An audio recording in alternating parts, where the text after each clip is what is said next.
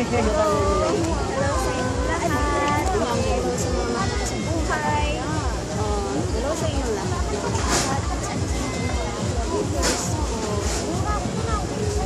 Loves ko naman ang mga haters ko eh. Huwag naman sana madagdag ng palalo. Sa mga haters ko dyan, yun, ingatan yung mga wrinkles nyo ha.